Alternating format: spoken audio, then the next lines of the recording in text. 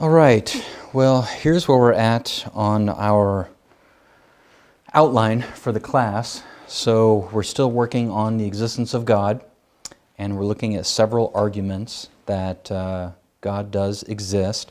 I'm excited tonight because I'll zoom in, we're finally talking about the argument that I specialize in, and that is the moral argument. When I started my PhD work in 2013, I think it was my second year in my PhD, so 2014, that next fall, that I started specializing in this area, specifically the second premise in the moral argument, as we'll see. So like usual, I'm just going to go ahead and lay the argument out. This is just a basic, simple version of the moral argument, and then we'll go through and talk about, and I'll try to defend the premises. So the moral argument starts out with premise 1. There are objective moral truths. So that's an assertion, but we'll have to go through and provide a defense of that premise. The second premise is the existence of God best explains how and why there are objective moral truths. Therefore, God exists. So even within this argument, the way that I've laid it out here is that the second premise is we're using that abductive reasoning again, an inference to the best explanation. Now, premise 1, as I said, starts out with there are objective moral truths. And this is a bit different than the other arguments we've looked at. So the first cause argument and the design argument, both of those arguments started out with more, you could say, scientific truths, or at least assertions that could be evaluated empirically. Instead, this one begins with morality, something that we can't study empirically, right? You can't really do a scientific test on love or kindness or empathy, justice, moral values. These are things you can't see or touch, you can't study empirically. And because of that, some people don't like this argument as much as the other two, the design and the first cause arguments. However, this might actually make it a stronger argument because it begins with something that is self-evident. What do I mean by self-evident? Well, self-evident, if something is self-evident, it means that it doesn't need to be proven with empirical evidence because we just intuitively know it. It's self-evident to us that it's true. Now, this isn't a foreign concept, especially for those of us who live in America, because our very country, the United States of America, was founded on a document that begins with this idea of self-evident truths. Our Declaration of Independence starts out famously, we hold these truths to be self-evident. We don't need to give evidence for them, they're self-evident truths. That all men are created equal, that they're endowed by their Creator with certain unalienable rights, that among these are life, liberty, and the pursuit of happiness. So the same can be said of moral truth, that moral truth is self-evident, objective moral truth. In other words, we just intuitively know that some things are right and some things are wrong. So there's a sense in which some people actually like this argument better because it starts out with truth that is even more easily known by us. We don't have to go out and do empirical studies or empirical tests to know this information because it's self-evident to us. We already know these things intuitively. So in that sense, it might actually be a stronger argument. Well, let's talk for a minute about what we mean by objective. The first premise says that there are objective moral truths. What do we mean when we use that term in this context, objective? Well, think about the opposite of objective. The opposite of objective, of course, is subjective. So if somebody had, let's say they believed that moral truth was only subjective, well, they would believe that moral truth is just opinion, right? That there isn't any objective, absolute moral truth, that it just varies more like a preference, an ice cream preference, if you will. That some people believe this, other people believe that. Nobody is objectively right or wrong, it's just a difference of opinion. In that sense, then it would be relative. Sometimes people describe it as relative per person, or maybe cultural relativism, that morality is relative per culture, but there's no objective moral standard. That would be the opposite of this premise. So if somebody would want to argue against premise one, they would have to argue for subjective morality. Of course, objective morality then is the opposite, right? If morality is objective, then that means that there are moral truths that exist beyond our own preferences, our own beliefs, our own opinions. That there's some sort of external moral truth from us that exists beyond us in some way, shape, or form. So the classic example is, let's say, somehow a mad scientist put something in our water supply or got us all to take a certain pill tonight that caused us to believe that, for instance, rape was morally acceptable. So tomorrow morning we all woke up and we are all in agreement that rape is okay, that it's morally fine to rape people. Would that make, if we all believed it, that was our opinion or our preference tomorrow, would that make rape morally right then? Well, if subjective morality is correct, then it would, right? But if there is objective moral truth, then no. Even if we all believed rape is all right, it still wouldn't be, because the moral truth, rape is wrong, is objectively true. It goes beyond our beliefs or opinions about it. So it's similar in that sense to mathematical truths.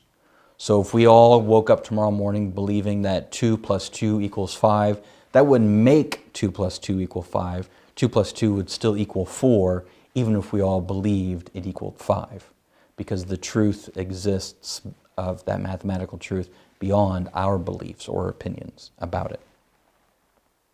So the well-known philosopher Alvin Plantinga, he described it like this: moral truths, he argues, as I will, moral truths are objective in the sense that they are in a certain way independent of human beliefs and desires.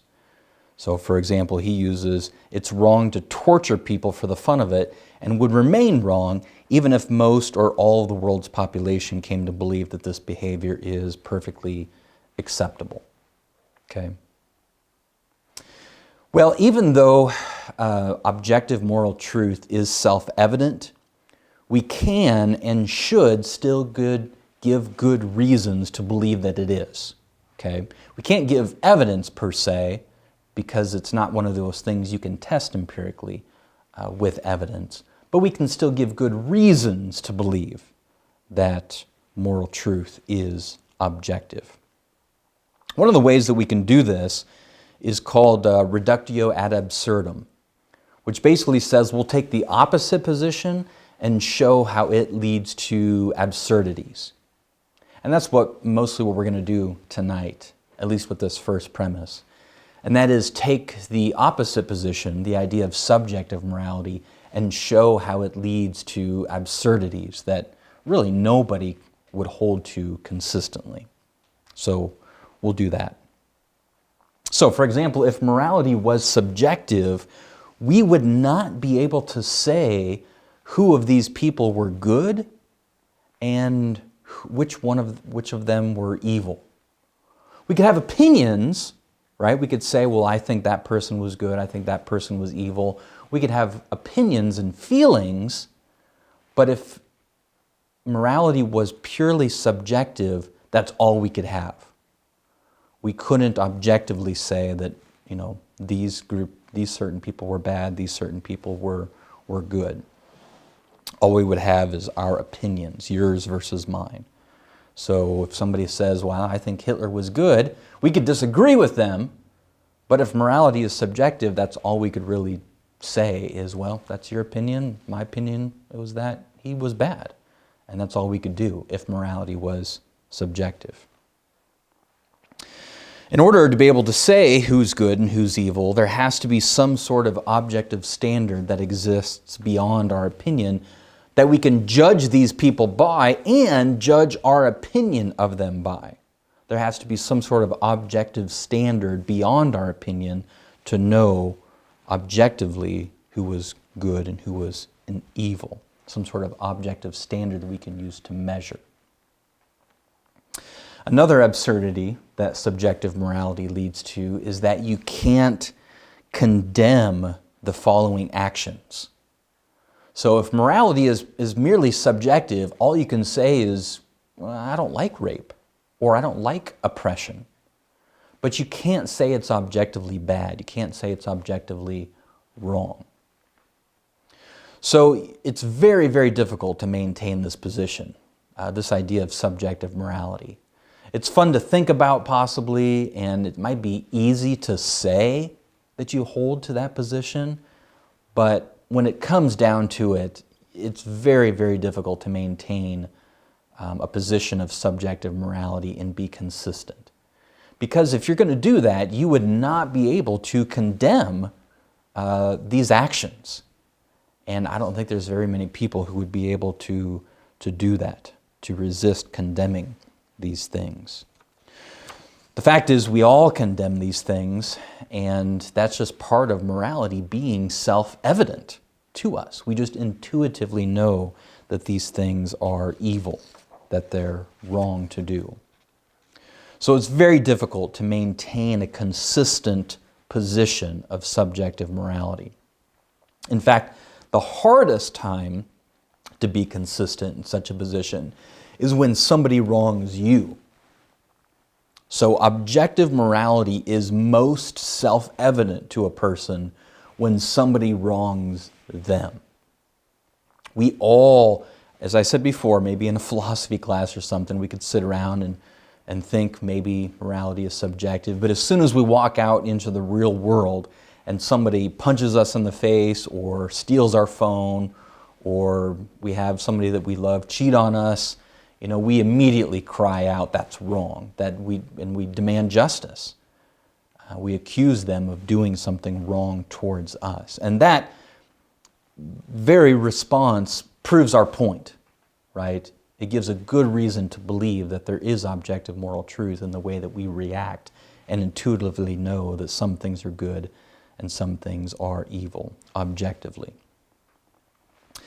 Let's take a little bit of time now and eliminate some confusion, because this idea of relative subjective morality has been fairly, over at least the last 50 years, it has been very popular, at least at a common level. So, college students, talking to people on the street, a lot of people believe in subjective relative morality, or they think they do. That's the position that they maintain until, as I said before, somebody wrongs them, then they immediately cry out for justice. So let's think through some of this confusion that comes up. And you might be experiencing this. Maybe you've been taught or have thought that morality was subjective, relative in the past. So let's deal with some of these issues, some of these maybe arguments that subjectivists throw at us who maintain that morality is objective. The first thing we can clear up is that just because there's disagreement over some things, that doesn't prove that all morality is subjective. In fact, this might be another good reason to believe that morality is actually objective. Because if people are disagreeing on a particular moral issue, let's say abortion, capital punishment, oppression, all those issues that are controversial, if there's disagreement on a moral issue, well, what does that tell you? Well, it tells you that both positions believe that they're objectively correct, right? Otherwise, they wouldn't be disagreeing about it. The fact that there's disagreement seems to indicate that we believe there is objective moral truth. It's just that we think the other person is wrong, objectively wrong. So instead of moral disagreement being good reasons to reject objective morality, it's actually a good reason to believe that morality is objective. Another thing, we can eliminate some confusion here. The fact that there are some difficult moral situations doesn't prove that all morality is subjective. Now, this is very common. You'll see this on a lot of ethics classes where the professor will give the class, the students, very difficult moral situations, like moral dilemmas. The classic one is you've got 5 people on a raft. You know, the ship sank and there's only 5 people left and they're on a raft floating in the ocean, but there's only enough provisions for 4 people, and so you got to throw one overboard. And then usually the 5 people are different ages, genders, so on and so forth. And then you have to decide, okay, who of the 5 gets thrown overboard to the sharks. And the class, discusses and disagrees, and oftentimes what's supposed to be the conclusion is you see there's disagreement, morality is subjective. See, we can't figure out the right answer because there is no right answer. Usually seems to be the moral of the story, so to speak, in those situations. But in fact, that scenario might actually prove the opposite. Again, because there's disagreement, it seems like we think that there is a right answer, but it might be difficult to know what it is. And I think that's true of morality, just like pretty much all other areas of knowledge, whether it's historical knowledge, scientific knowledge. Sometimes it can be difficult to know the truth, scientific truth. But just because it's difficult to know, let's say, for instance, what is true in a particular scientific field, the scientists don't give up and say, well, different scientists disagree, so there must not be a scientific truth here. Well, no, scientists just don't think that way. There's disagreement, but they all think that they're correct, and they're working towards trying to figure out what is objectively true in that particular scientific field. So we could say the same thing of morality. It's not always easy to know what is objectively true in morality. That's not our claim. Sometimes it's very difficult. Sometimes we don't know the right answer. And we have to debate and think and get help from others to figure out what is objectively true. But that doesn't mean that there isn't a correct answer, just because we have difficulty trying to figure it out. If we have a difficult problem in science, we don't give up, but we keep pursuing and trying to figure out the objectively true answer. Another area of confusion that often happens is differences among cultures. Just because there's differences between different cultures on some issues doesn't mean that all morality is subjective. I think you're seeing a pattern here. Just because there's some situations, you can't take that and extrapolate that to all of morality.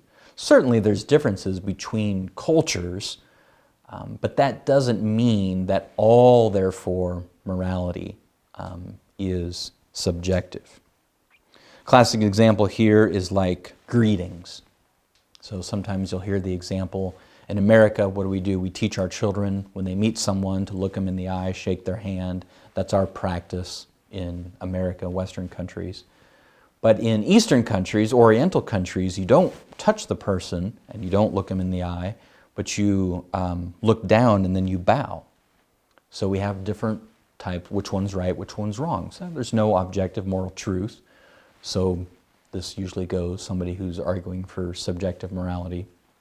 See, there's differences here between these cultures, and therefore morality is subjective. But again, this example might actually point to the opposite. It actually might point to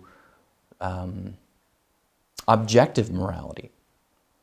So it might be the case that both of these cultures are recognizing something that is objectively morally true, and that is you should greet another human being because human beings have value, and we should respect other human beings.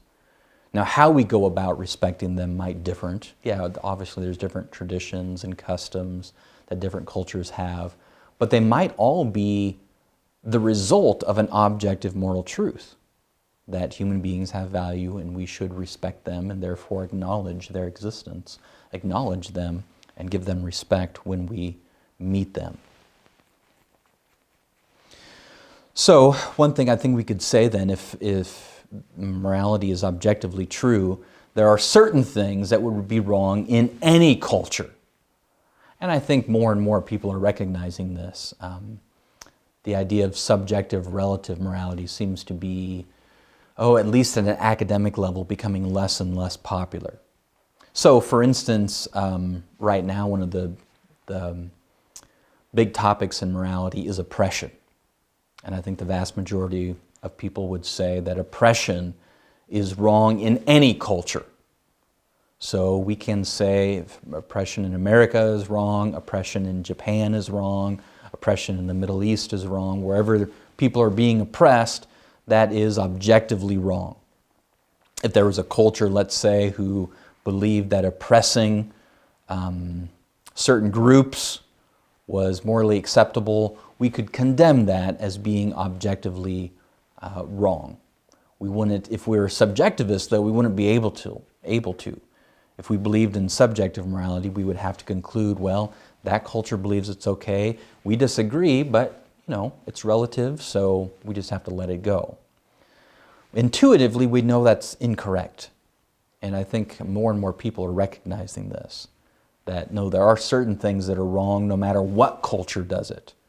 Genocide, rape, murdering innocent people, oppressing other people, that's wrong no matter what culture does it, because it's objectively wrong. It points to objective moral truth. Well, the last bit of confusion I think we can clear up real quick here is that the idea that some opinions change over time, therefore all morality is subjective. And again, I just don't think you can make that extrapolation. One of the common examples used here is slavery. So subjectivists will say things like, in America, we used to believe that slavery was morally acceptable, that it was okay, and now we don't. See, morality changes, it's subjective. And as an objectivist, as a moral objectivist, we could push back on that and say, no, that's not our position, and that really doesn't make sense. No, it's that slavery is always wrong, no matter what culture does it. It's not that slavery used to be okay back then, in the early 1800s, and now it's not okay.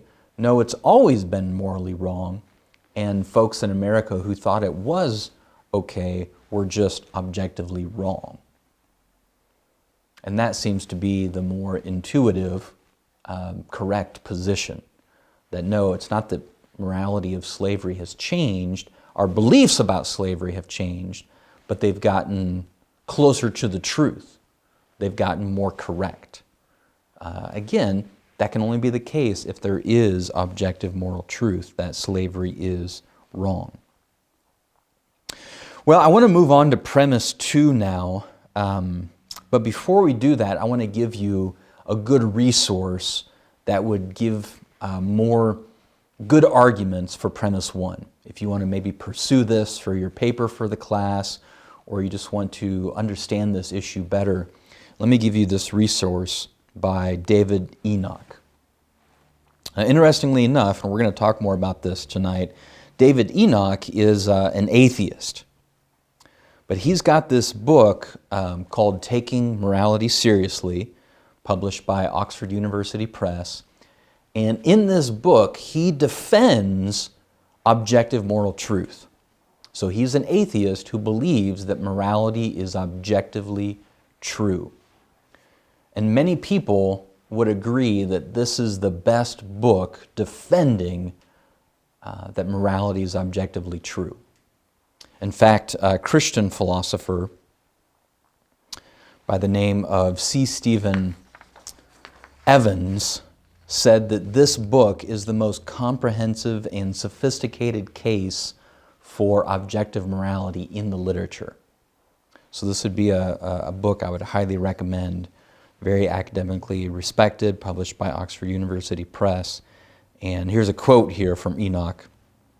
He describes objective morality as the position that there are response-independent, irreducibly normative truths, moral truths, objective ones, that when successful in our normative inquiries, we discover rather than create or construct. So that's all I want to say for premise 1, and I want to spend the rest of our time tonight on premise 2 of the moral argument. And premise 2 has to do with, if there are objective moral truths, if premise 1 is correct, then what's the best explanation for these moral truths? In other words, where did they come from? What's the best explanation of how these moral truths came to be? How can they exist in some way, shape, or form apart from us, apart from our opinions and preferences? What is the source? What is the foundation of morality? And I'm going to defend tonight premise 2 of the argument, that the best explanation for these objective moral truths is the existence of God. That God provides the best explanation for these moral truths, these objective moral truths. Now, some people, even surprisingly, some who write and specialize in this area, get confused at this point. And they say things like, look, if moral truth is self-evident, like you said, then by definition, we don't need an explanation for it. It's self-evident. Folks who say stuff like that have confused epistemology and ontology. In other words, they've made the mistake of confusing knowing versus existing. If something's self-evident, that means we don't need an explanation for how we know it. It's self-evident to us. We just know it intuitively if something is self-evident. If something is self-existent, that means it doesn't need an explanation for how it exists. It just exists on its own. It has no source or foundation. It just is. As theists, we might say that God is self-existent. There's no explanation for God. He doesn't come from anywhere. He's always been. And that's not what we're saying about morality. We're saying that morality is self-evident, yes, but it's not self-existent. If there is objective moral truth, then it needs some sort of an explanation for where it came from. How did it come about? How can it exist out there, so to speak, apart from us? It can't be from us. No, that's subjective morality. So it has to come from something else besides us. I don't think a reasonable explanation is that it's part of the material universe, the material physical universe, because morality seems to be immaterial. It's like similar to mathematical truths. Mathematical truths, 2 plus 2 equals 4. We could do that with physical things, 2 apples plus 2 apples, and you have 4 apples. But the mathematical truth, 2 plus 2 equals 4, is an immaterial truth. And moral truth seems to be similar in that regard. They seem to be immaterial truths, or truths about immaterial things. So, it doesn't seem to make sense that objective moral truth is from us. That would be subjective morality. And it doesn't seem to make sense that it's from the material universe, because it seems to be immaterial. Morality, moral truths seem to be immaterial. In other words, if there is objective moral truth, it seems to me that it points to something beyond the physical universe. And it seems to point to something or someone who is personal, that the source or foundation of these moral truths, that they have a personal source. Because, again, morality seems to be of that nature. It seems to be of a personal nature, having to do with persons. We recognize that impersonal things don't really fit in the moral realm. This music stand that I'm using, or this clicker, or this paper that my notes are on, it doesn't have moral status because it's not a person. I could rip these papers up and throw them away. There's no moral status to impersonal things. Morality, objective moral truth, only seems to apply to persons. And so it makes good sense, again, inference to the best explanation, abductive reasoning, that morality is pointing to a personal source, that this source or foundation of morality would also be personal itself as the source of morality. So this argument, the moral argument, is pointing to something beyond the physical universe and to something that is personal as the source of morality. And this is what most Western thinkers have concluded in the past. We want to do a little bit of historical background here on this second premise.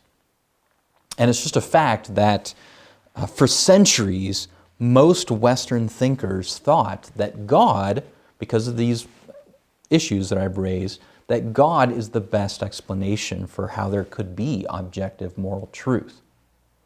This is a book written by two moral philosophers, Bagot and Walls. They argued that the authority of moral obligations needs an account. And theism, the idea that there's this loving, perfect God who commands, who knows us better than we know ourselves, who knows truly what is in our ultimate best interest, and who desires what's morally best for us, can, we submit, most effectively provide. It seems to be the best explanation for objective moral truth, the existence of God. Now, not only thinkers from the Abrahamic religions have made this case. So, of course, philosophers, thinkers from Christianity, Islam, and Judaism have made this moral argument. But beyond the Abrahamic religions, there's other theistic groups who have also made this argument. In fact, many ancient Greek philosophers said that morality had a transcendent source. And some of them, as we'll see here in a minute, even describe this transcendent source of morality very similarly to how the Abrahamic religions, Christianity, Islam, and Judaism, describe God. So we could take a look at two famous examples. We have Aristotle here. We've already seen how he made an argument for God, an unmoved mover. And he went on to argue that this unmoved mover must be a living, intelligent, incorporeal, eternal, and most good being who's the source of order in the cosmos. So Aristotle described this supreme being very similarly as the source and foundation of morality, the most perfectly good moral being. Plato, similarly, and I'll give you a little bit more about his argumentation for this. Plato recognized that the physical world, which includes us, is constantly changing. The world's always in flux, right? Even our bodies are changing all the time. We're making new cells, losing skin cells are falling off. Everything's in flux in this physical world. So in response to that, recognizing that, Plato said that there's no way that this physical world could provide the fixed certainty required for objective truth, including objective moral truth. So Plato, you probably know, this is a famous conclusion of his. He proposed then the existence of these transcendent universal truths. He called them forms, right? These transcendent, universal, objective truths that must exist in some other realm. Not this physical realm. This physical realm that's always in flux isn't a sturdy enough foundation for objective truth. So objective truth, including moral truth, must come from this transcendent realm, beyond the physical realm, where there is no change. And he suggested that there was a divine craftsman who used these forms, used these objective truths, including moral truths, to make the physical world. So there's even, ancient famous Greek philosophers who described the source and foundation of morality in a similar way, making similar arguments to the moral arguments made by the Abrahamic religions. Now, a lot of this historical background that I'm going to be giving you comes from a book written by Alasdair MacIntyre. So I want to introduce you to him just a little bit. He's a world-famous philosopher. He's been a professor, as you can see, pretty much everywhere, from Yale, Princeton, Oxford, Notre Dame. He's just a very well-known Christian philosopher. Now, he became a Christian later in life. He converted to Christianity in the early 1980s when he was around the age of 50. And get this, he describes his work in moral philosophy as an Augustinian Thomist approach to moral philosophy. And as you know, St. Augustine and Thomas Aquinas are the two biggest names in Christian theology and philosophy. His book, Alasdair MacIntyre's book, After Virtue, I believe was written in the 1980s, is one of the most important works of moral philosophy in the entire 20th century. So I encourage you to do a little bit of reading maybe online about him and this book of his, After Virtue. I'm going to utilize him for some of this historical background, just to kind of walk you through the history of this conversation. This all has to do with the second premise of the moral argument, that God is the best explanation of objective morality. Now, MacIntyre called this view, this idea that God is the best explanation for objective morality, he called this the classical tradition.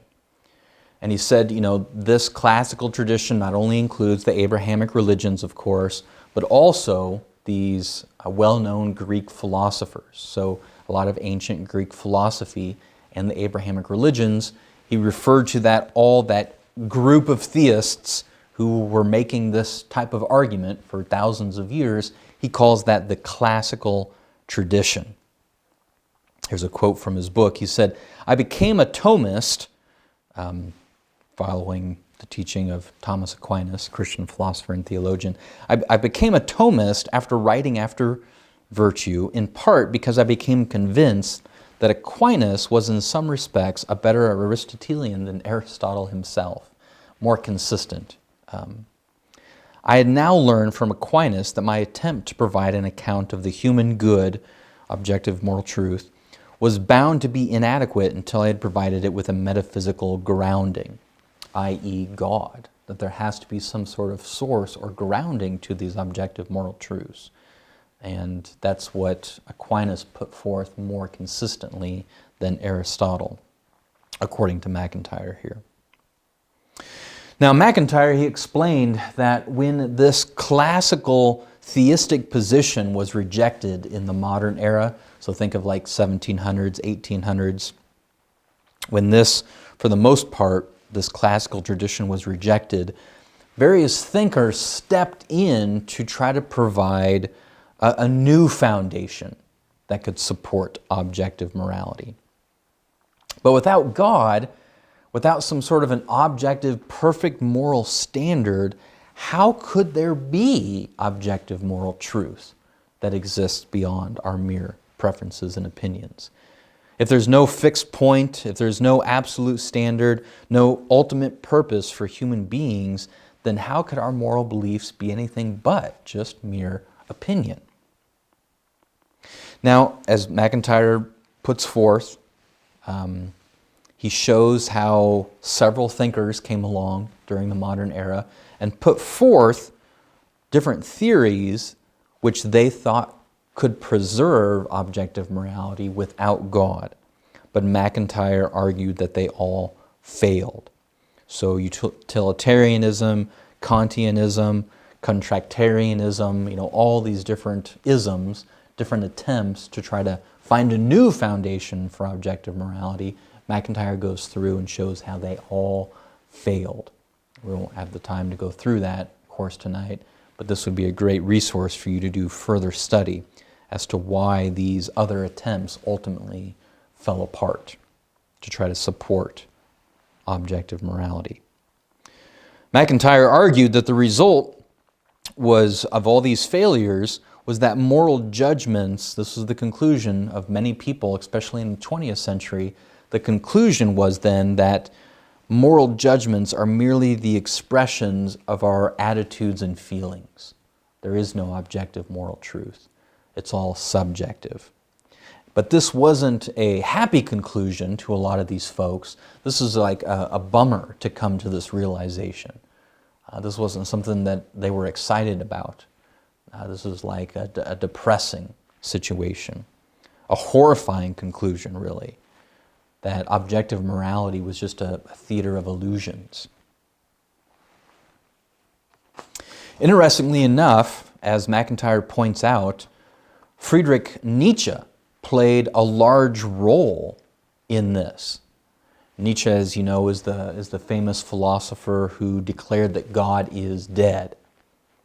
And what he meant by that, he was an atheist. He didn't believe that God used to live and then he died. No, he was an atheist. He doesn't think that there ever was a God. But what he meant by that is that Nietzsche meant that God was having less and less of an influence in people's thinking.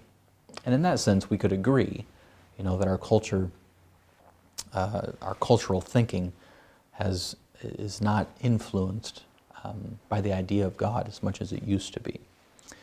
But interestingly enough, Nietzsche becomes a useful ally to us making this or defending this second premise, because Nietzsche showed the failure of these modern non-theistic attempts to find a new foundation for objective morality. As a philosopher, he argued that all these attempts to find a new foundation for objective morality, they all failed. And so MacIntyre goes through and quotes and shows how Nietzsche made a good case against all of these new types of objective morality foundations. So here's a quote from MacIntyre. He says, Nietzsche's critique of modern philosophy, and particularly of modern moral philosophy, comes precisely from his conviction that a genuinely objective moral order would require a God as its foundation. So in other words, Nietzsche is arguing for premise 2 of the moral argument. He's saying that objective morality requires a God. And so Nietzsche concluded, since there is no God, there can't be objective moral truth. And as an atheist, then that's what he believed. This conviction of his, Nietzsche's, gave rise to a scathing critique of the secular moralists of his day who believed that they could hold on to an objective morality without God. Nietzsche sharply ridiculed as naive those who thought, quote, morality could survive when the God who sanctions it is missing. It's a quote from Nietzsche. MacIntyre argued that Nietzsche wittingly demolished the modern project to discover rational foundations for an objective morality. And lastly, MacIntyre again wrote that it was Nietzsche's historic achievement to understand more clearly than any other philosopher not only that what purported to be appeals to objectivity were in fact expressions of subjective will, but also the nature of the problems that this posed for moral philosophy. That's why it's interesting here that Nietzsche becomes a useful ally to us arguing for premise 2. Now obviously Nietzsche rejected premise 1. Nietzsche rejected the idea that there are objective truths, moral truths. But he stood firm on premise 2, that objective moral truths require a theistic God.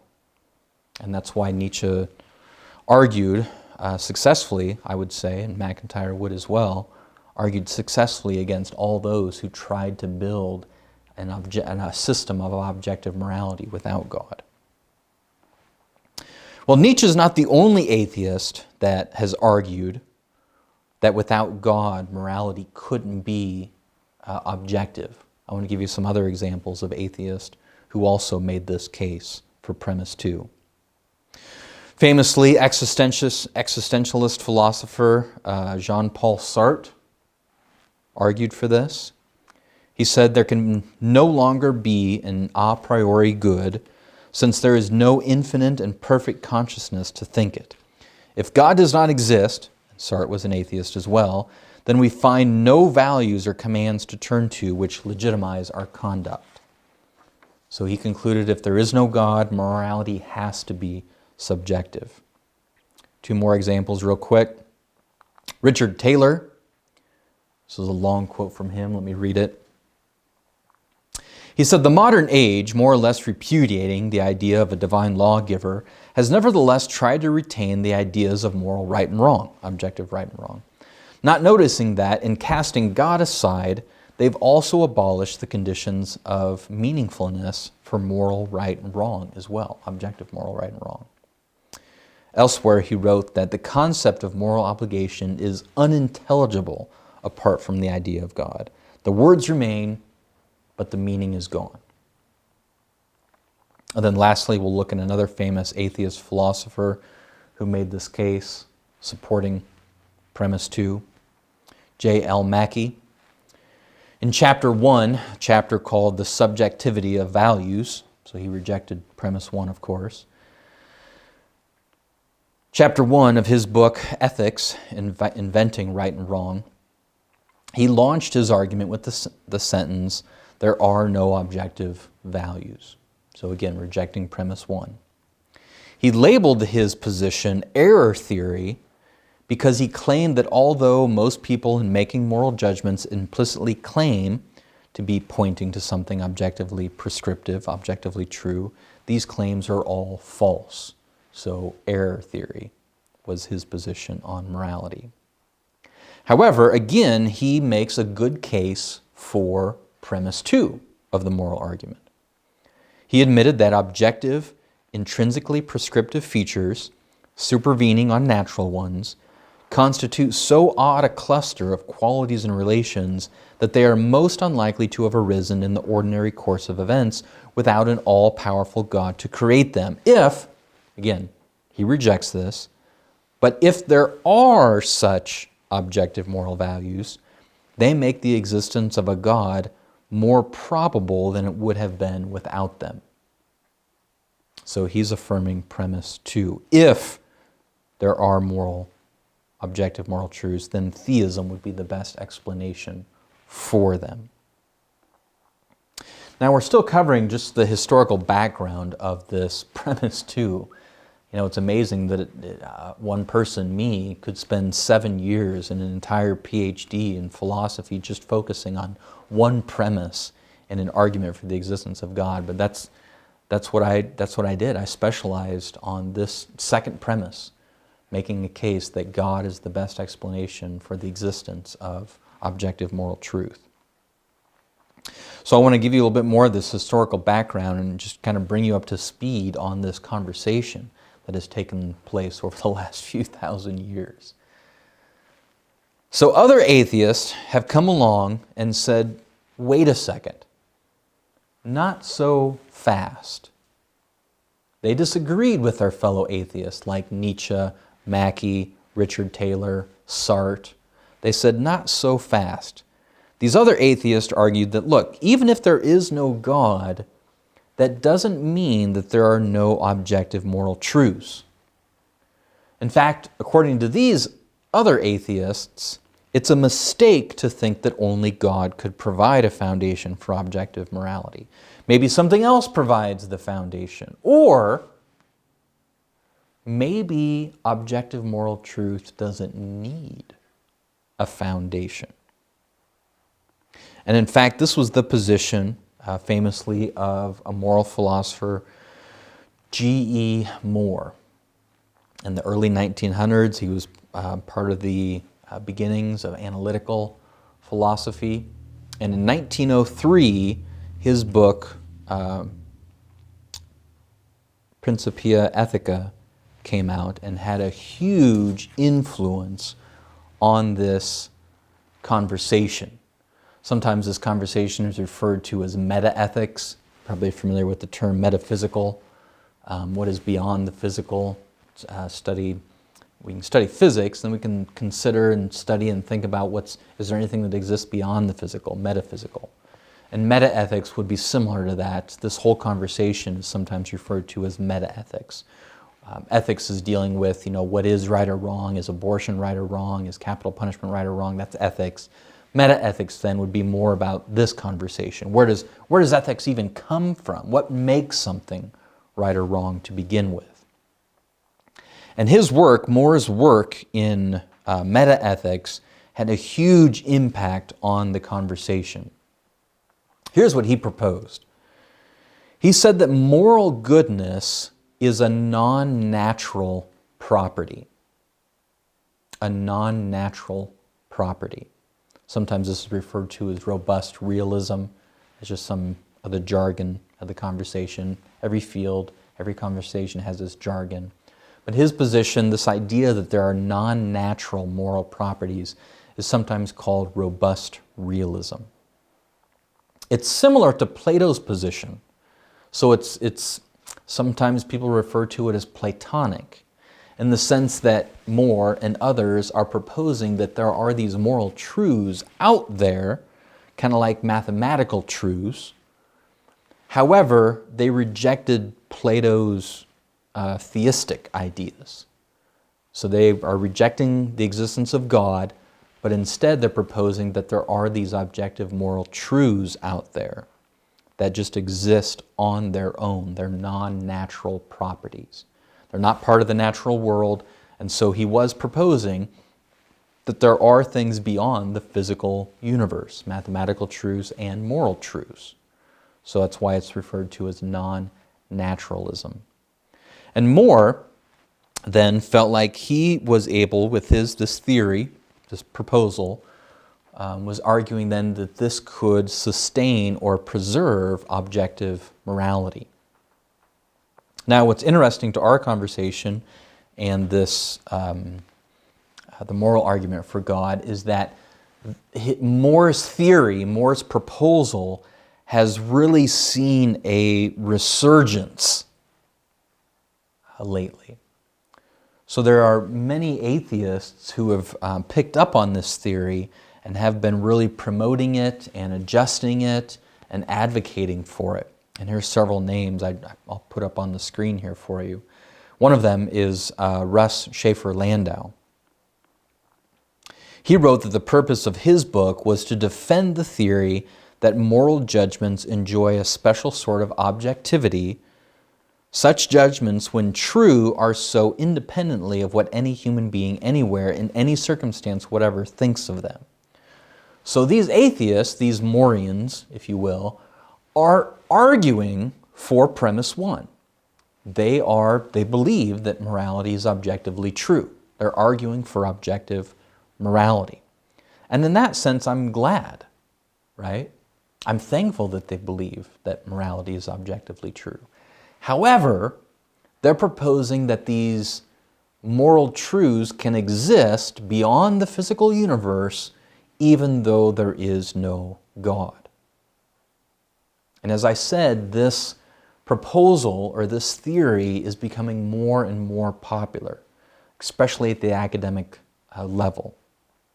Another one of them we've already talked about, David Enoch. He wrote that when he first defended his position, this position, robust realism, non-natural moral realism, when he first defended it in 2003, so 20 years ago, I claimed the great philosophical advantage of being in the ridiculed minority, putting forward a view that many don't think is even worth considering. So even less than 20 years ago, this position wasn't very popular.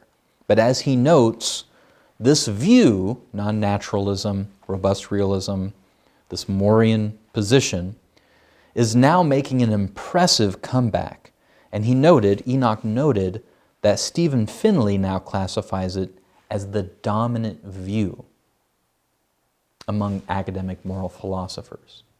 So this is, within the last 20 years, this has had a huge resurgence, this idea of moral non-naturalism. Again, arguing for objective morality, but that morality can exist objectively even though there is no God. Well, why is this important for Christians? You know, I'm teaching this class as a Christian apologist, Christian philosopher, and I'm giving a lot of historical background to this, one premise and this one argument for the existence of God. And I know I'm covering a lot of historical background tonight, but again, this is what I specialize in. And I just want to draw your attention for just a minute as to why this is pertinent to us, why this is important. As I said before, most Christian apologists and most Christian philosophers have spent the vast majority of their time defending objective morality. Okay, over the last 50 years, most Christian apologists and philosophers have worked very hard on premise one, just having to argue that morality is objectively true to begin with. So arguing against subjective morality, arguing against relative morality, that's been really the brunt of the work that's been done by Christian philosophers, Christian apologists. And probably rightly so, because with postmodernism, relative subjective morality has been very popular over the last 50, 100 years. And so Christians did need to spend the majority of their time fighting for premise one. However, the tides are changing. And as I'm noting here, more and more atheists, maybe not at the popular level yet, although that's coming, definitely at the academic level, the now dominant view is this moral non-naturalism, this belief that there is objective moral truth, but it can exist out there on its own without a foundation and no need for God. And so this is where I think Christian philosophers, Christian apologists need to start focusing their work. And that's why I've focused on this the last 7 years, on this premise too. It's a neat opportunity, I think, because it gives us an opportunity as Christian philosophers to step in and join this conversation. Not only Christian philosophers, obviously, but just Christians in general. We can step into this conversation respectfully and lovingly and agree, first of all, yes, there are objective moral truths, but we think that the existence of God is a better explanation for these objective moral truths than this rival theory that's being proposed right now, this non-naturalism, this robust realism. In other words, we need to move beyond fighting yesterday's enemy, move beyond fighting relative subjective morality. That was yesterday's enemy. We need to move on to today's biggest enemy, biggest opponent, if you will. The idea, this rival explanation of objective morality, and focus on that. And that's the focus of my work, and so I want to spend the rest of the evening just going over a little bit of what I've done in this area over the last few years. So the atheist philosopher that I've focused on is a gentleman by the name of Erik Wielenberg. He was one of the names that I brought up earlier on that list of modern-day Moreans, following, in a sense, the philosophy of G.E. Moore. But not just advocating for his position, they're working really hard in thinking through and developing the theory, changing it, modifying it, making it better, so to speak, in their opinion. So it's not just taking Moore's and throwing it out there, they're developing his ideas and coming up with some of their own ideas. Now, the reason that I focused on this atheist philosopher is, as William Lane Craig noted, that Wielenberg has emerged as the most important contemporary critic of theistic metaethics. So not only does Wielenberg make a case for his moral theory, his atheistic moral theory, he also goes after a lot of Christian philosophers and tries to argue against their position, their theistic, their claim or their argument, their position that God is the best explanation for objective morality. So I want to tell you a little bit about Wielenberg and then tell you my work in response to his. So Wielenberg calls his position godless normative realism. And he's not using the word godless here like sometimes us Christians use it. We use it kind of in a derogatory sense. If that person's a godless woman, and we mean by that she's living very immorally or something. Well, he's not using it. He's just saying that his theory is a theory of morality that doesn't include God. Right? He's not using it like we use it sometimes. He's just saying that my theory doesn't include God. It's godless normative realism. So normative morality, he believes that morality is real, objectively real, moral realism, godless moral realism. There is objective moral truth, but there is no God. So, for example, here's a quote from Wielenberg. He says, "Whereas proponents of theistic approaches to moral realism seek to make God the foundation of objective moral truth, I argue that it is at least as plausible to construe objective moral truth as not needing an external foundation at all."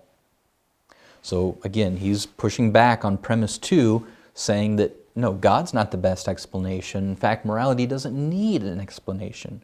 So he would be one of the philosophers who would argue that in fact morality is self-existent. It exists on its own and doesn't need a foundation. To that end, he affirms what he calls brute ethical facts.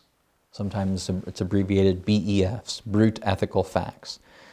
And listen to how he explains these brute ethical facts, these objective moral truths. He says, "Such facts are the foundation of the rest of objective morality, and they rest on no foundation themselves." In other words, these objective moral truths don't need a foundation. So to ask of these facts, where do they come from, or on what foundation do they rest, is misguided in much the same way that according to many theists, it's misguided to ask of God, well, where does he come from, or on what foundation does he rest? No, the answer is the same in both cases. They come from nowhere. And nothing external to themselves grounds their existence. Rather, they are fundamental features of the universe that ground other truths. Now, a lot of people, Christian philosophers, who have pushed back against Wielenberg's theory in particular, or any of these Morean proponents, have tried to make a big case that their theory doesn't fit well with naturalism. In other words, a lot of Christian philosophers have come out and tried to argue against Wielenberg and the other Moreans by saying these brute ethical facts just seem very out of place in naturalism. I mean, if naturalism is true, how in the world could there be these brute ethical facts floating around out there? And Wielenberg and these other Moreans have a very simple reply, a very simple answer to that argument. They just reject naturalism. They're not naturalists. That's why their position is called moral non-naturalism. So, for example, Wielenberg wrote that these brute ethical facts are a fundamental type of property not reducible to or fully constituted by some other type of property. Contra the Thalians, ancient Greek philosophers who said that everything was material, contra the Thalians, all is not water or physical or natural. So these atheists are not naturalists. And this confuses a lot of people, even Christian philosophers, because there's so many Christian philosophers that just want to keep beating this idea that these brute ethical facts don't fit with naturalism. Well, they seem out of place in naturalism. Well, these atheists don't believe in naturalism. And again, it seems like these Christian philosophers who keep doing this, they're fighting yesterday's opponent.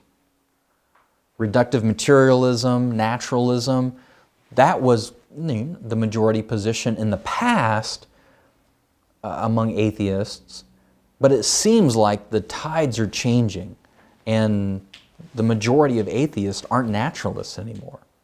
It seems that a lot of Christian philosophers are having a hard time with this, how to argue against these non-naturalists, these non-natural atheists.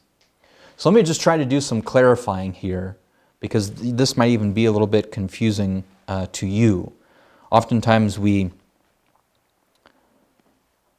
think of atheism and naturalism almost as the same thing. A lot of people use the two terms interchangeably, atheism and naturalism. But they're actually different concepts. You can be an atheist without being a naturalist. So let me just do some conceptual clarification work here. So atheism simply is the belief that there is no God. If you're an atheist, you think that there is no God. God does not exist. But there's different types of atheists. Some atheists are naturalists, of course, right? Some atheists believe in naturalism, that nothing exists beyond nature, nothing exists beyond the natural material universe, right? Carl Sagan is a classic example of that. The cosmos is all that is or was or ever will be. So some atheists are naturalists. They believe that all that exists is the physical material universe. But there are atheists who affirm non-naturalism. So these particular atheists would say, no, there are things that exist beyond the physical universe, but not God. There are other things that exist beyond the physical universe, maybe things like mathematical truths, things like moral truths. So they're not naturalists, but they're still atheists. So it's very important that we describe these folks correctly. It's very important that we understand their position, because it doesn't do any good just to keep arguing against naturalism, because these folks aren't naturalists. They're atheists. They don't believe that there is a God, but they're not naturalists. Wielenberg in particular leans towards Platonism, thinks that there are these, in a sense, objective or abstract objects, these moral truths similar to Plato that exist out there beyond the physical universe. That's why we have to go beyond just making the point that his model doesn't seem to fit well with naturalism, because he's not a naturalist. So let me tell you one more thing about Wielenberg's position, and then I want to tell you just a little bit about my work tonight. So the other big part of Wielenberg's theory is what he calls the making relationship. So he's got these brute ethical facts, and then he also has this, what he proposes is a making relationship. And basically the bottom line is he argues that there are natural properties which make moral properties, non-natural moral properties, to become instantiated. And I'm going to give a quote from him here in a minute that I think will clear this up a little bit. So Wielenberg summarized this making relationship really well when he answered the following question. So here's the question, and I'll give you his answer. The question is, what is the source of human moral rights and obligations? And here's his proposal. I propose the following answer. Any being that can reason, suffer, experience happiness, tell the difference between right and wrong, choose between right and wrong, and set goals for itself has certain rights, including the rights of life, liberty, and the pursuit of happiness, and certain obligations, including the duty to refrain from rape in typical circumstances. Having such cognitive capacities, natural properties, makes one have such moral rights and duties. Here's his making relationship. These natural properties make or instantiate moral properties. Non-natural moral properties are made by these natural properties, in this case, cognitive capacities. He goes on, evolutionary processes have produced human beings that can reason, suffer, experience happiness, tell the difference between right and wrong, choose between right and wrong, and set goals for themselves. So in this way, evolutionary processes have endowed us with certain unalienable rights and duties. Evolution has given us these moral properties by giving us the non-moral properties that make such moral properties become instantiated. This is his making theory. And if, as I believe, there is no God, then it is in some sense an accident that we have the moral properties we do. But that they're accidental in origin does not make these moral properties unreal or unimportant. Now, all these quotes from Wielenberg are coming from his book, Robust Realism, which was published through Oxford University Press. So we're talking about, real academic philosophy here that we need to take seriously. Like his brute ethical facts that he proposes, Wielenberg claims that this making relationship is brute. In other words, there's no ultimate explanation for it, and there's no foundation external to itself, this making relationship. It just is. Here's another quote from him about this making relationship. He says, explanation, as they say, must come to an end somewhere. Why does being an instance of torturing someone just for fun entail moral wrongness? Well, because being an instance of torturing someone just for fun makes an act wrong. This is his making relationship he's proposed. Eventually, we just hit bottom, and no further explanation is available. But I don't see why possessing this sort of explanatory bottom is a problematic feature for a view to have. So I want to move on now from Wielenberg's theory and tell you a little bit about what's going on among Christian philosophers the last 30, 40 years. Because just as there's been a resurgence in this atheistic moral realism, there's also been a resurgence of theists within philosophy arguing and putting forth very sophisticated philosophical theories of theistic metaethics. So philosophers who are theists arguing, in a sense, for premise 2, how God is the source and foundation of morality. So I'll give you an example, somebody who I have learned a lot from. This is John Hare, degrees from Oxford, Princeton. He's been a professor several places. Right now he's at Yale. And just like among the atheistic moral realists, these theistic moral realists have also recognized there's been a resurgence in their work. So this is a quote from John Hare. He said, "No one looking at the discipline in the late 1960s, talking about metaethics, when I was doing my training, would have predicted the existence of this series." And what he's talking about are all these theistic moral philosophers arguing, that God is the best explanation of morality. These titles, and he lists, all these books and philosophers in the 80s, 90s, 2000s. These titles and others like them are a manifestation within ethical theory of a much larger shift within the discipline.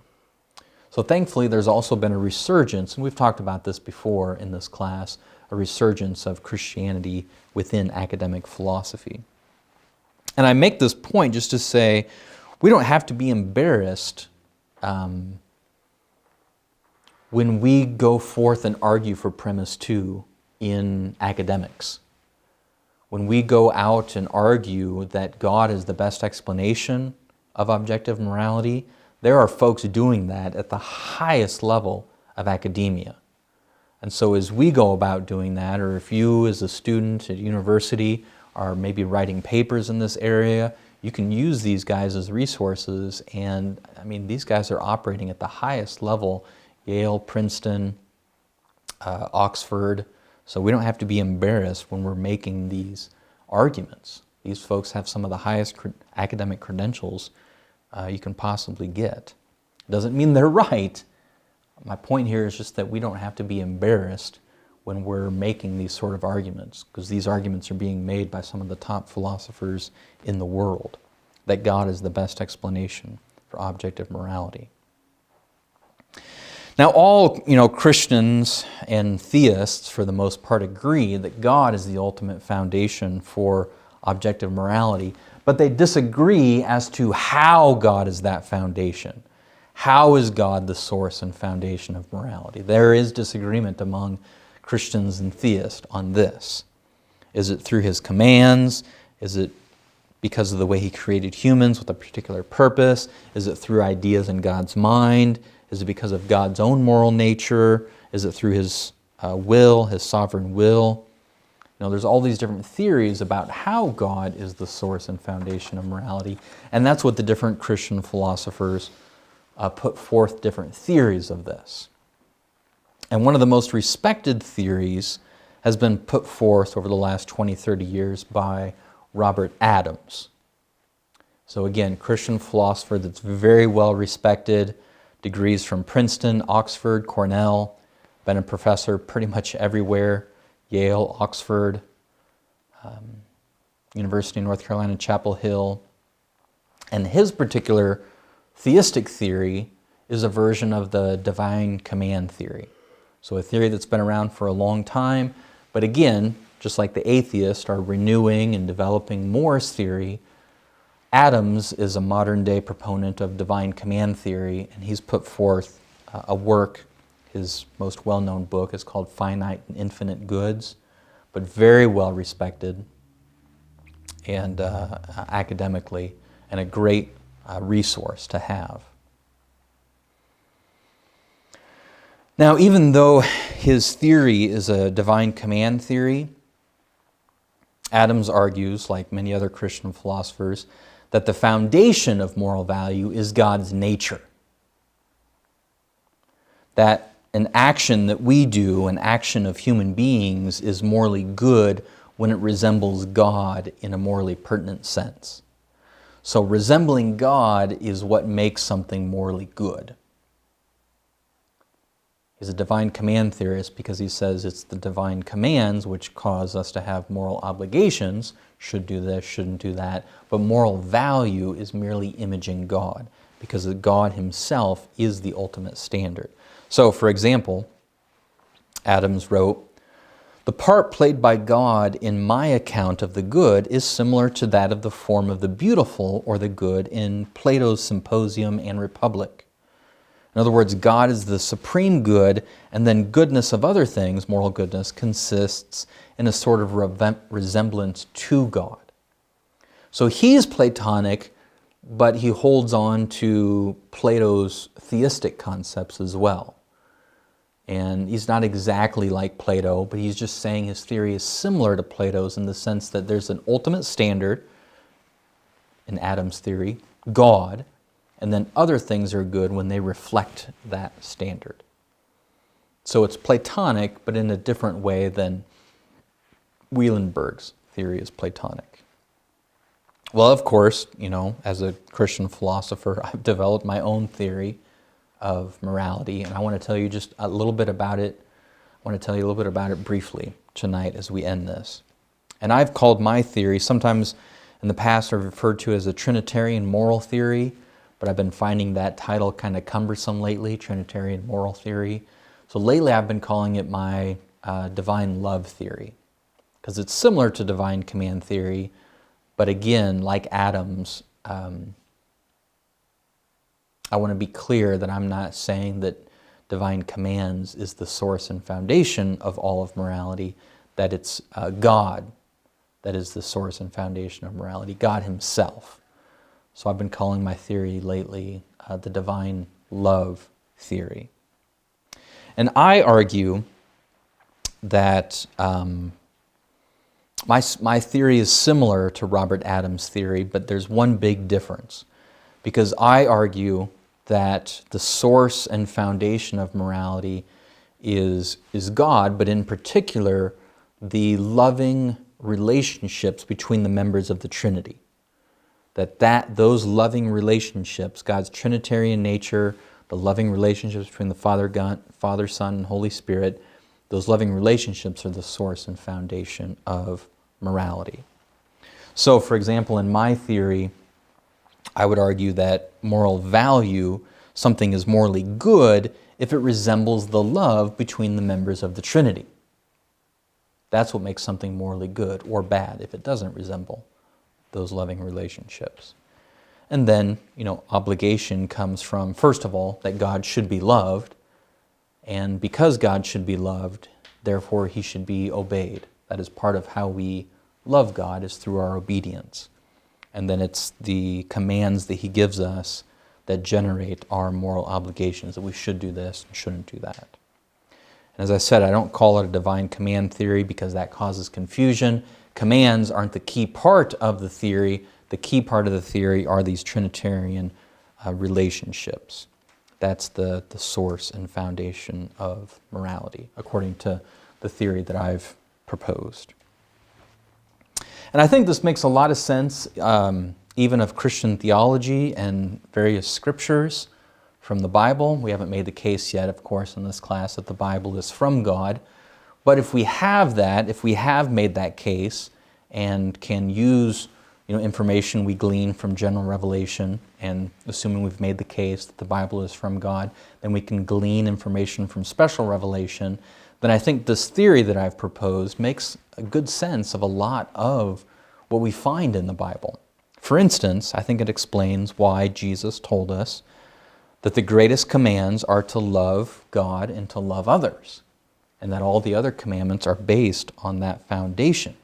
Because these two greatest commandments are instructing us to be like God, to image the loving relationships between the members of the Trinity. So I could say it this way: the greatest commands, love God and love others, instruct us to be like God, in that the members of the Trinity love God, other members of the Trinity, and they love others, the other members of the Trinity. So loving God and loving others is just how we are to image God, how we are to be morally good. So developing my own theory of what I think is really true, that's what a theory is I'm proposing these things, that they're accurate. My theory is an accurate description of moral reality. I'm putting it out there. And then the other part of my work is to argue that my theory, my divine love theory, is a better explanation of objective morality than, in particular, Erik Wielenberg's.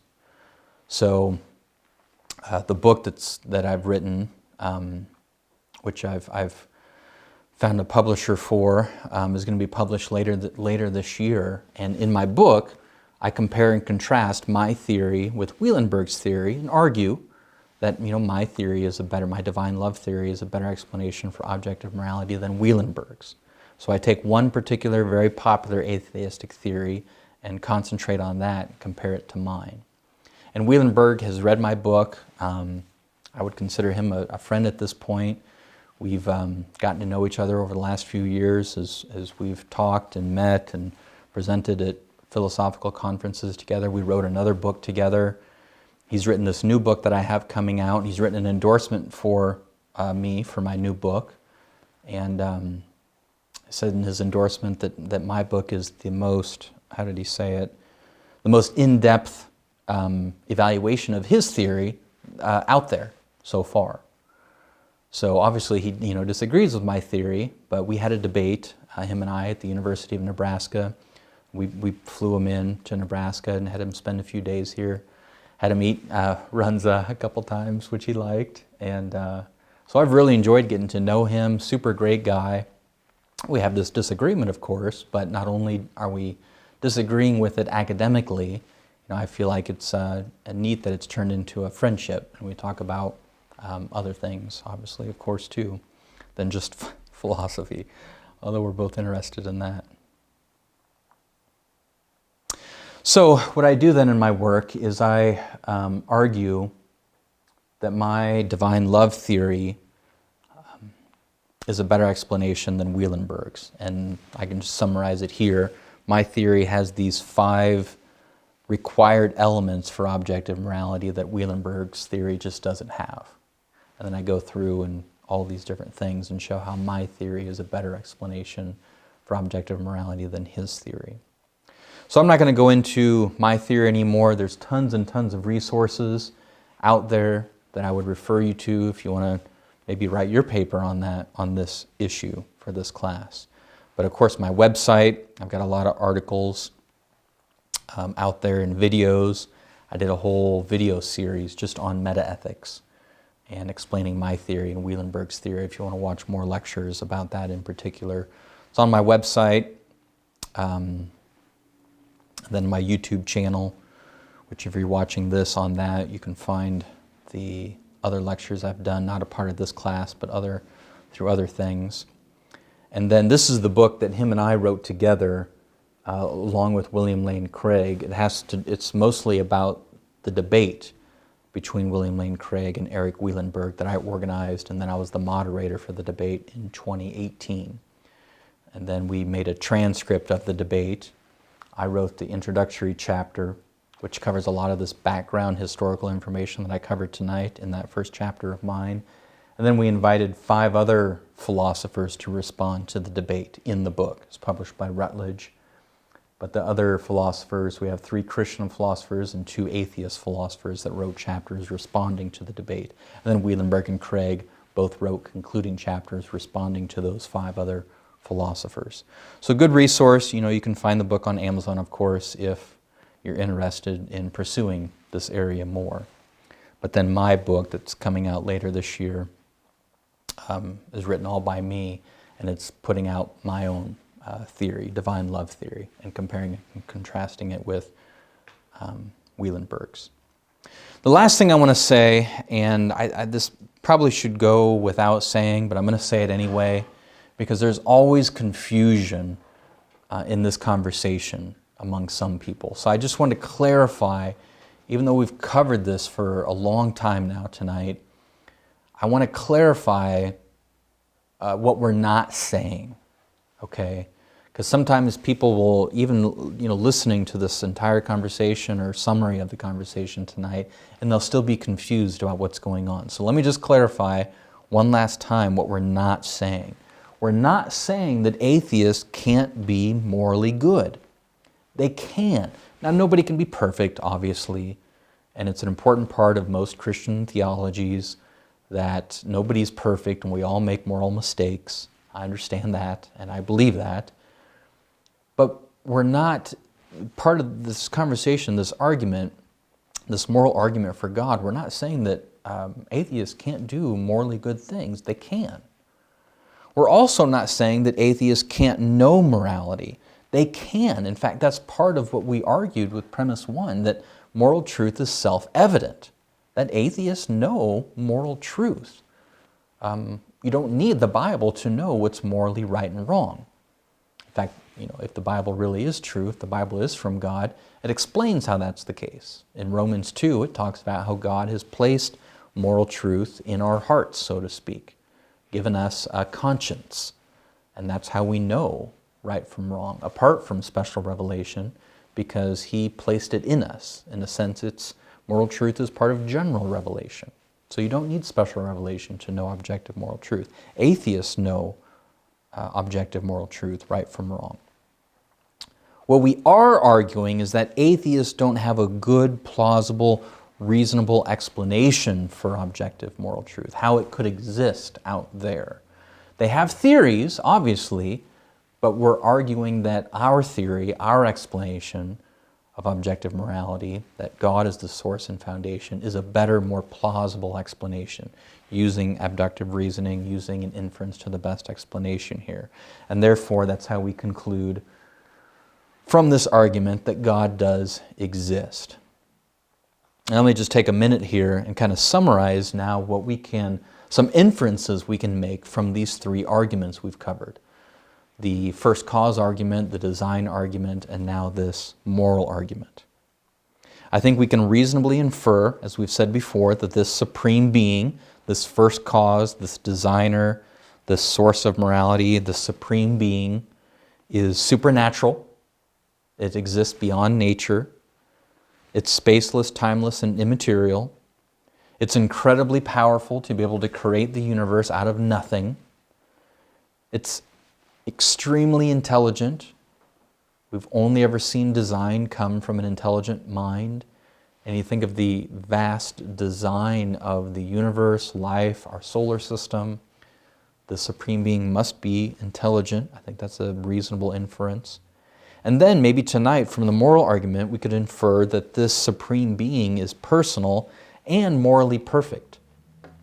To be the foundation and source of morality, he has to be morally perfect, right? To be the source and foundation, it makes sense that it is the standard.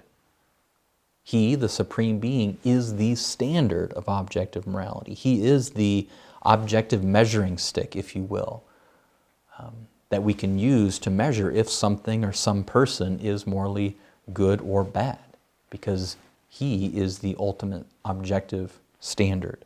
I think that's a reasonable inference we can make from the moral argument. Well, now I want to cover just some class logistics with you. So this is only going to apply to those of you who are taking this class through Midwestern Baptist Theological Seminary, Spurgeon College. So those of you that are taking it here in Nebraska, those that are taking it through the seminary in Germany, and those of you just auditing it or watching this lecture, none of this will apply to you. But I do want to talk to the students taking it through Spurgeon College, just to make sure we're all on the same page with where we're at. So tonight's February 25th, and I covered the moral argument. You only had 3 chapters to read tonight, 1 chapter in each of the 3 books, so make sure you get those chapter summaries done and turned in to me, email to me tonight by midnight. Next week then, next Thursday, is going to be March 4th, and we're going to talk about the problem of evil. So we're going to consider probably the strongest argument against the existence to God and what responses there are to that argument next week. So that'll be March 4th. I'll cover the problem of evil, and you have 4 chapters to read for next week. So chapter 7 in Frank Turek book, chapter 14 and 15 in Thinking About God, and then chapter 2 in Love Your God with All Your Mind. So 4 chapters, and then get me those reading summaries by midnight of the next Thursday that we meet on March 4th. Again, if you have any questions about the class, logistics, let me know. If there's anything I can help with the content or questions, please let me know. I want to be of use to you and a help to you in any way that I can. Thanks so much.